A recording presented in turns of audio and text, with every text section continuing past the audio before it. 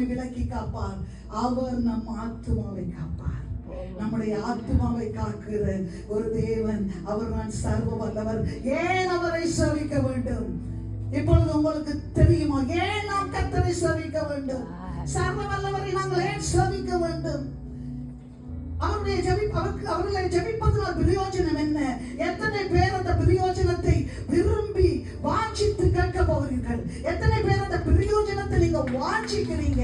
ஆண்டவரே, அந்த சர்வ வல்லவருடைய சேவிக்கிறதை, அந்த சர்வ வல்லவர் எனக்கு வேண்டும், அந்த நிழல் எனக்கு வேண்டும், அந்த நிழலை நான் உலக காலமும் அறியாதபடி, அந்த உன்னதமானவருடைய மறைவுக்குள்ளே நான் வந்தாலும் அதை அனுபவிக்காதபடி வாழ்ந்திருக்கிறேன். ஆனால் நானோ இன்றைக்கு ஜீவனுள்ள தேசத்திலே நான் ஜீவிக்கிறேன் என்று சொன்னால் ஆண்டவர் என்னோடு இருக்கிறபடியால் ஹalleluya, ஹalleluya.